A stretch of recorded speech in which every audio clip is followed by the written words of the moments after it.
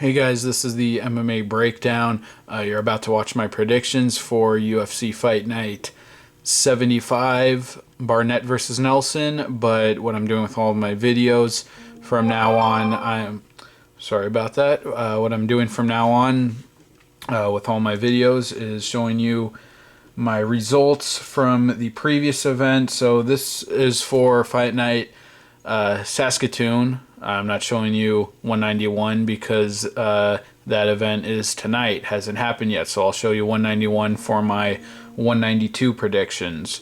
But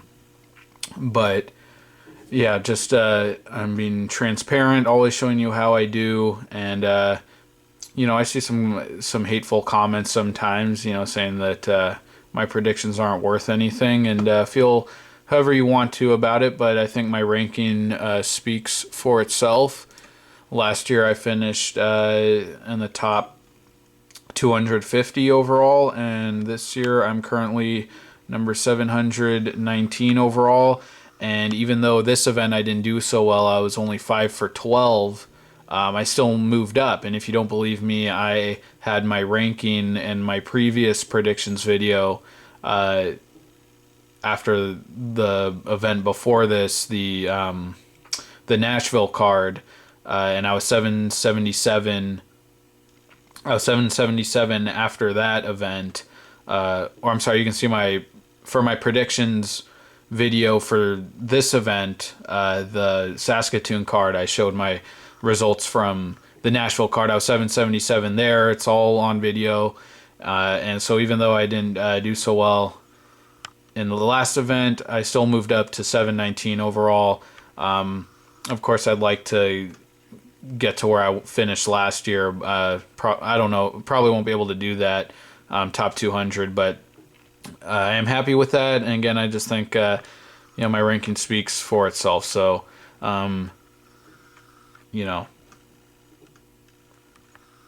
show me that you can do better if you're gonna leave mean and critical comments, but I know most of you aren't doing that, and just watching my videos to have fun. But anyways, these are just the results of my picks. I got Holloway TKO. I got the Magny fight right. I think my breakdown of that, I'm pretty pleased with that. I think I called that exactly how it went down. I picked a lot of underdogs, so missed a lot of people there. Got Perez. I got Kalades right as well, although that was a close fight. And then, all right, so just showing that, and now you will watch my predictions for Fight Night 75, Barnett versus Nelson. Hey guys, this is the MMA breakdown, back with predictions for UFC Fight Night 75, Barnett versus Nelson, taking place on September 27th in Saitama, Japan. Unfortunately, I'm not looking forward to this card. I think it's pretty weak. A few okay matchups at the top. The main event I think is fun, but I'd much rather see that thrown on another main card somewhere, either free TV or pay-per-view. But I don't think, especially at this point in both guys' careers, I don't think it's a main event really worthy of holding an entire event for. And even with the break over September and October in the UFC schedule, with only 2 events in each month, which I am really happy about, it's a great break in the constant event every week that they've been doing for so long. But even with that break, it's not enough to get me excited for this event. Your typical international card on free TV. It's not Fight Pass. It is on Fox Sports 1, but just a lot of irrelevant matchups and low-level Japanese talent and other low-level fighters. So not looking forward to it, really, but we're going to do the predictions, and also this event is hosting the finale from the Japanese version of The Ultimate Fighter. The series is actually called Road to UFC Japan, so I guess not officially a tough season, but there have been 2 episodes so far. They're on Fight Pass. At least we have time now to watch it before the event, not like Tough China where they just released the episodes, I think, the weekend of the fight or just the Friday before the fight, which was, really stupid and just shows that the UFC does not want you to care and get invested in these seasons, which you shouldn't because, most of the time from Tough China and from any tough season, really, the winner, you'll be lucky if you get a winner who is really going to do anything significant in the UFC, but the rest of the guys just suck, and that'll probably be the case here. I mean, I think in this new age of the UFC, so anyone with any kind of background in MMA, however limited,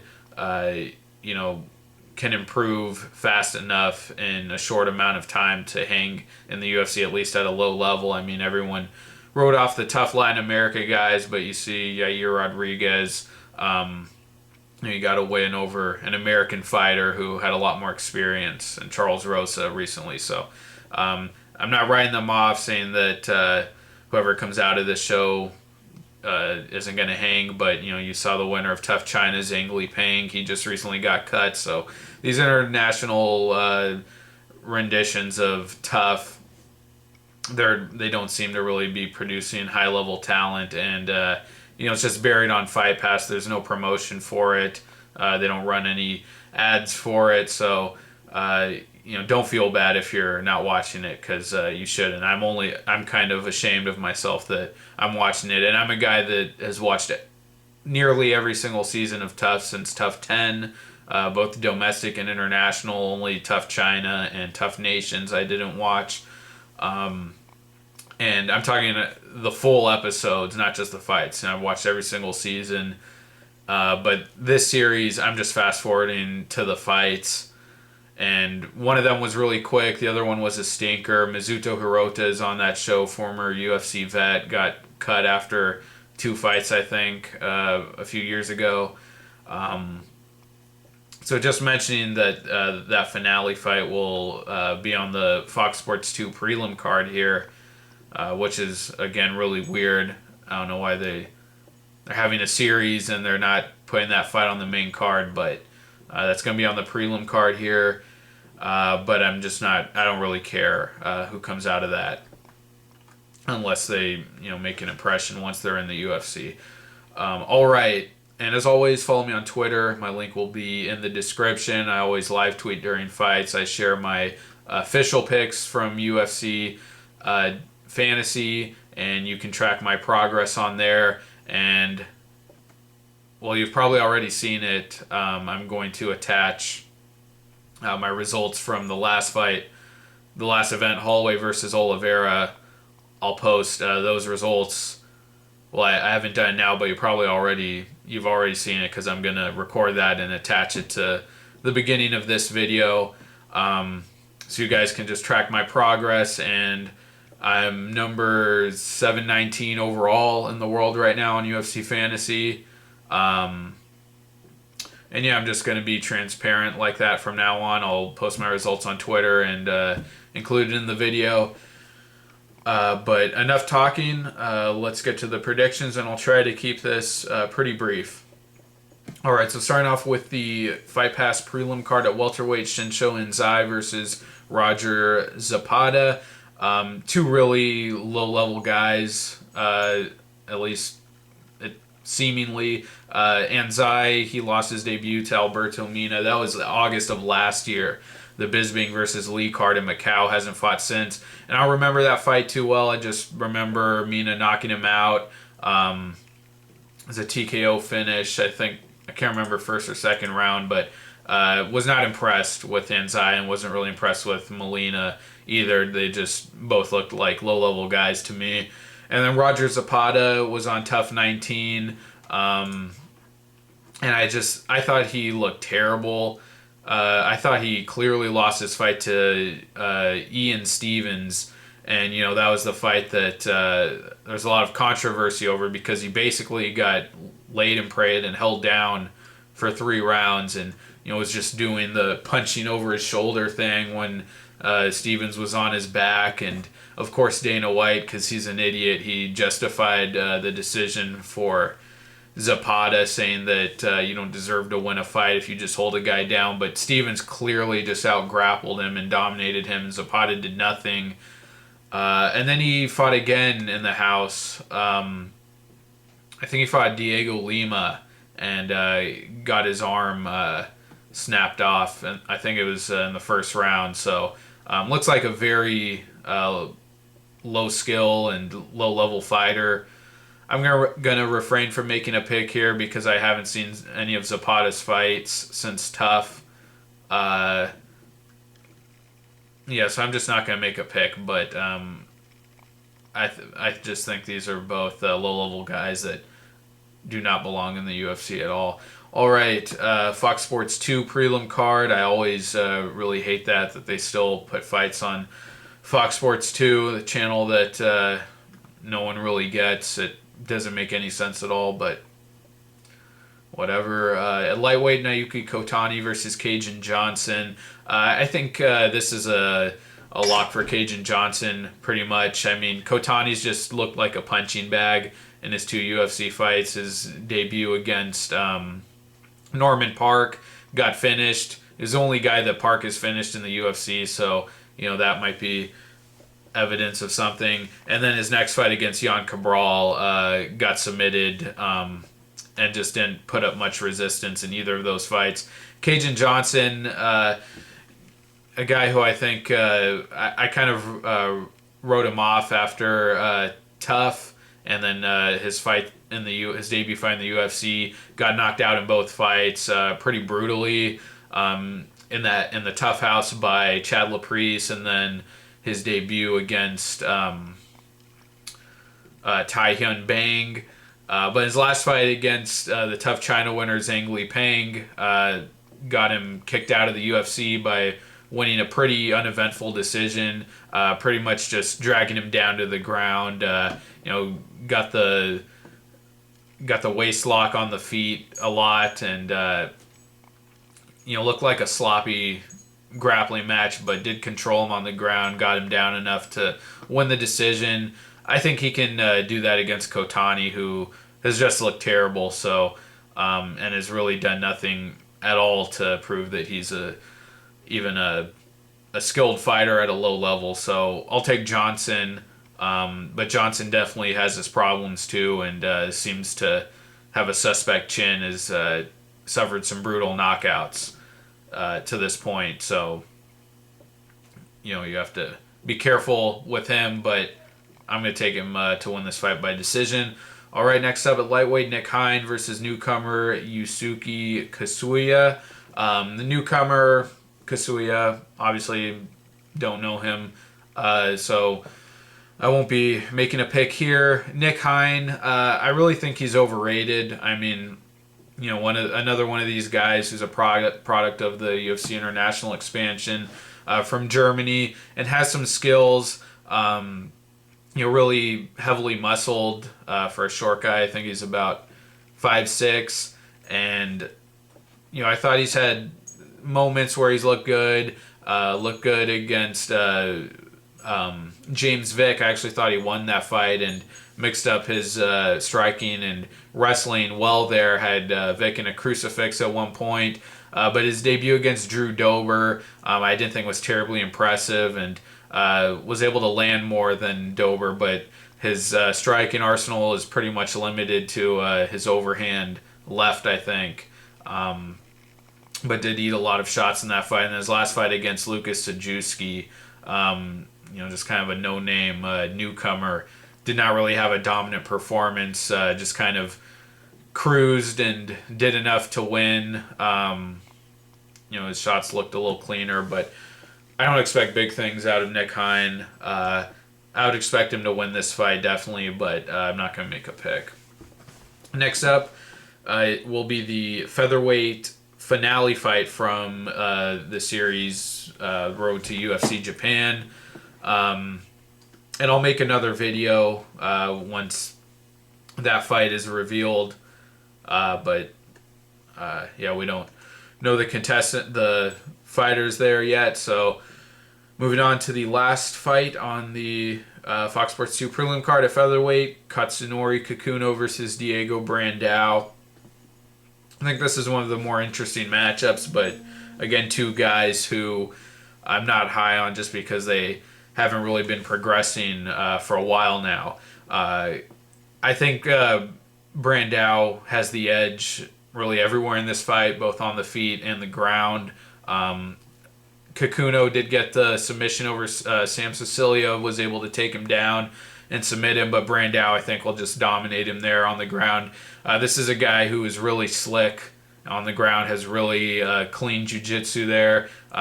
We've seen him submit Pablo Garza very easily, and in the tough finale fight against Dennis Bermudez, got a really sick armbar off of being knocked down. So he's really dangerous there. I think he has a big advantage. On the feet, I think Brandao should have the advantage as well. He can put combinations together. Kikuno is one of these guys with an unorthodox style, and when he's able to confuse guys with that, he can sneak in a big shot. Briefly wobbled Tony Ferguson early in their fight, but just ended up getting run over there and got ran over by Kevin Souza in his last fight. So he can't deal with pressure, which Brandao is definitely going to put on him. His chin is suspect. His only wins were over Quinn Mulhern and Sam Sicilia, not really relevant wins at all. So he has that style that he has a low chance of being successful with and landing the big shot, and I think Brandao's just clean everywhere. Of course, Brandao has his cardio problems. He's always dominating guys, and then he fades badly, and they get back in the fight. He has a suspect chin as well. Has taken a lot of damage. McGregor put him out. Poirier put him out. But I think he definitely has the far better skill set here, and will get it done on the feet and definitely on the ground. So I'm going with Brandao. I'll say decision. Hasn't been too active lately. Has only fought once since that McGregor fight, which was in July of last year. So not an active guy, hasn't been progressing. But I'll take Brandao. All right, moving on to the Fox Sports 1 main card at bantamweight. Kid Yamamoto versus Matt Hobar. Not a fun fight, really, I don't think. I mean, it was really sad to see Yamamoto. I mean, I remember when he got sent out of the UFC, losing to Vaughn Lee, got submitted by an armbar. I think that was in the first round of that fight pretty quickly, too. And then coming back all these years later, fighting Roman Salazar, and was winning that fight definitely, but just looked like he had really nothing to offer, just landing a jab here and there, every couple of minutes landing a punch, and that was about it. And then I think I think Salazar had a thumb injury or something, or it was an eye poke, and the fight was called off, but just nothing was happening, and Yamamoto didn't look inspired or anything. I'm taking Matt Hobar here. He's the younger guy. He hasn't looked like a world beater at all, but does have wrestling ability. Showed that against Aaron Phillips, and in the Sergio Pettis fight, almost had him out of there very early in the fight. Came out of the gate and dropped him. Went on to lose the fight, but he does have wrestling ability. He has top control, and we saw Yamamoto struggle on the ground with Vaughn Lee. I don't think Hobar has the same submission skills, but I think he's going to be able to get it done here. And got ran over in his debut by Pedro Munoz, but definitely taking Hobar. I don't think he's some high-level talent. I'm not completely writing off Yamamoto's chances, but Yamamoto just looks like an old guy, uninspired in the UFC after all of these years. After he got cut and never really made an impression his first stint in the UFC. And Hobar, I think, is just young and hungrier, and will have that wrestling attack, so I'm going with Hobar. All right, next up at welterweight, Li Jing Lang versus Keita Nakamura. Nakamura is a newcomer. I will make a pick here, but Li Jing Lang, this is a guy who I really didn't think looked too good in his debut against David Machad. Was able to win on the feet. His striking form visually doesn't look too refined, but does have an effective jab. Is able to pick guys apart. But anytime that Machad went for a takedown, he was able to get it and won the fight there. But then really impressed me against Diego Lima. Showed improved speed and big power on the feet. And then when he dropped Lima, his follow-up ground and pound was really vicious. So impressed me there, and then lost the fight to Nordine Taleb before that, where he just didn't have the technical striking to hang with Taleb. Got out jabbed and out pointed pretty badly. Got bloodied up, but Li Jinglong, I'm excited to see him again. Seems like he has a lot of raw power and athleticism. And he was supposed to fight Kichi Kunimoto, which I think was a far better fight. I was excited to see that. But I'm expecting Jingling to continue to progress here and have another big win. But I don't know Nakamura, so I can't really make a pick. But I am impressed now by Jingling after having kind of written him off early in his UFC career. Next up at bantamweight, Takeo Mizugaki versus George Roop. This is one of the better matchups on the card for me. I'm taking Mizugaki here. George Roop, he's just been one of these guys that is extremely inconsistent. He's up and down. He's not a very active fighter. I mean, this is going back to the WEC, just always up and down. And going back to his early UFC career back in 2011, finished. He's able to have really nice performances at times where he's mixing up his striking and his ground game, finishing Josh Grisby with the body shot. This guy knocked out Korean Zombie back in the WEC, but losses to Hatsu Hioki. Getting destroyed by Cub Swanson. Rivera finished this guy, and then getting knocked out by a newcomer in Rob Font in his last fight, which was July of last year. So not active, always up and down. But even when he looks good, I don't think in his top form he's good enough to beat Mizugaki. Mizugaki is a really underrated fighter. This guy has wins over Rivera, who finished Roop, and a win over Brian Caraway, who's doing really well right now. A pretty basic skill set. Comes forward with a lot of pressure on the feet, throws a lot of combinations, a high volume striker, and on the ground has a strong top game. Not a great submission guy, not great ground and pound, but he is solid there. Did get submitted by Aljamain Sterling with an arm triangle choke from the bottom, which you never see, and obviously was brutally finished by Dominic Cruz right at the beginning of that fight in the first round. So I think people are kind of underrating him because of those two recent losses, but I think this guy has a much more consistent plan of attack and straightforward skill set, and a much more consistent fighter throughout his career than Roop has been. And the Hatsu Hioki fight, he was able to take Roop down and out-grapple him. I think some people thought Roop won that fight, but I think Mizugaki is a better version of Hioki, and I think he'll be able to out-grapple Roop. And on the feet, I see Mizugaki just coming forward and pressing him and landing more shots. So definitely going with Mizugaki to win the decision here. All right, next up at Flyweight, Kyoji Horiguchi versus Chico Camus. I think this is really a showcase fight for Horiguchi, a fight to get back on track after his title loss to Demetrius Johnson. Chico Camus, I think, really looked improved against Brad Pickett coming down from bantamweight. He looked like he really reinvented his striking. really incorporating his athleticism into his striking, going for flying knees and things like that. Some unorthodox movement. Looked a lot faster and had a lot more snap on his punches.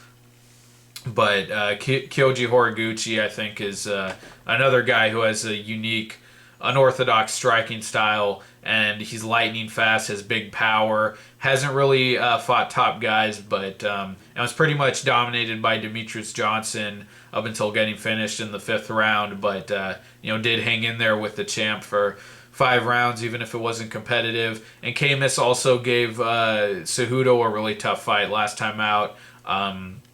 It was really gritty. They were just exchanging in the pocket, and Camus got the better of some of those exchanges. So Camus is not a bad fighter, but I think he's a mid-level guy, and Horiguchi is, I think he's going to turn out to be a Joseph Benavidez type guy, maybe never able to get gold, but always there at number 2 or 3 in the division. So have to go with Horiguchi here. He holds back sometimes, like against Luis Gaudino. Didn't get the finish there, didn't throw a lot of strikes, but if Camus is looking to make this a dogfight, I think Horiguchi will be able to land and put him out. So I'm going to go with Horiguchi. Maybe a knockout, but definitely at least a decision. Going with Horiguchi. All right, next up in middleweight, Gegard Mousasi versus Uriah Hall. This is the co-main event. To me, this is just not a fun matchup at all. I'd much rather see Mousasi fight a more relevant guy who's going to get him closer to the title. I really wanted to see him fight Bisping instead of Bisping versus Leites, but he's fighting Uriah Hall. Mousasi, I just think, should have the skill advantage everywhere. Hall might be more physical, but just like I talked about with George Roop, Uriah Hall, after that Natal fight, and even more so after his last fight against Bombos, I think it's just very evident that Uriah Hall either comes to fight or he doesn't on any given night. I don't think he should be losing to a guy like Natal, especially in the fashion that he did, where he basically lost by his own doing. He didn't come forward enough, he didn't throw enough, and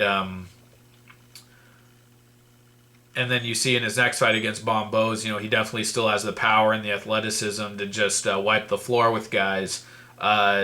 So I don't think Hall will ever really put it together where he can have a great streak, but does have the gifts always to be dangerous and be a threat to his opponent. But Mousasi, I think, is a lot more consistent. Against Philippou, it was a lay and pray fest. Just took him down over and over again for 3 rounds, hold him down, and didn't do much there. But on the feet, Mousasi has a lot of forward movement, just kind of plodding forward with that jab and straight punches. And that's way more activity than Hall usually brings to the fight on the feet. So I think Mousasi will outpoint him, pressure him, try to clinch him and take him down, grind him out for 3 rounds. And, Mousasi was in there 5 rounds with Machida, had an impressive finish over Mark Munoz, and did get finished convincingly by Souza, but Hall just hasn't had those kind of breakout performances against top guys. So I'm going to go with Mousasi.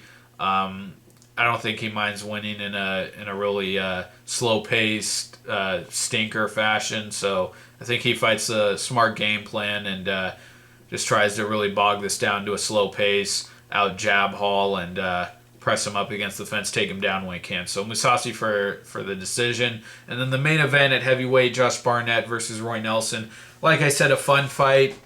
I think even 2 years ago, maybe before Barnett suffered that brutal knockout against Travis Brown, I think this would be a more interesting fight 1 or 2 years ago. But since then, Barnett hasn't fought since that Travis Brown fight, which was December of 2 years ago, and Roy Nelson has just really been on a huge skill decline. You know, hasn't been getting finished or knocked out. Has a really tough chin. Well, he did get finished by Mark Hunt, but the only thing that ever made Nelson a viable fighter and you know, at one point a potential contender at heavyweight. I was never really seriously considered as a contender, but was able to knock guys out. And the only thing that gave him any worth as a fighter was his big overhand, you know, his big overhand bombs and just winging shots with no technical ability at all. And that's really gone away. And even in his last fight against Overeem, a guy who's very hesitant to strike, he was still able to, you know, put Overeem in a lot of bad positions and drop him several times throughout that fight. But when he wasn't landing that shot, basically lost the striking battle just eating knees. That's all that Overeem threw in that fight were knees to the body, knees to the chin. And, you know, Nelson just pretty much got battered. And you see the same thing against higher level guys like he's fought like Verdum, and Mark Hunt was able to stop him actually, which I thought was really surprising. Even Frank Mir back in 2011, Mir just never a good wrestler, was able to just ankle pick him over and over again and on the feet beat him up. So Barnett, not a guy who's had a weak chin really throughout his career. Looking over his record quickly, other than the Brown knockout, you know, Cormier, he was in there 5 rounds with him and didn't get knocked out. A really high level, high skilled fighter. And other than that, got knocked out by Pedro Hizo in 2001. Other than that, was never knocked out in his career. So when Nelson fights the higher level guys, the crafty guys, the guys with skill, guys able to put together a game plan, he really doesn't have anything. The fight with Cormier again, Cormier just used a stick and move strategy kind of, and Nelson couldn't do anything. And I think Barnett is that more intelligent fighter, more tools in the striking. Again, the 5 rounds with Cormier, was able to stop Frank Mir a couple of years ago. And on the ground, if he gets top position, I see him making Nelson pay more there than anyone else has against Nelson. No one's ever really beat Nelson up on the ground before. But, Barnett obviously is great in that position and loves the head and arm choke and is a real technician once it gets to the ground. I could definitely see him getting Nelson down and punishing him heavily there. We saw Nelson briefly on the ground against Verdum, and I think someone else might have gotten him to the ground at one point, but they weren't able to hold him there. I think Barnett can pick him apart on the feet, stay away from the power, circle, and then get him to the ground and really beat him up there. So I think Barnett is going to win here, definitely. I don't know if he finishes him.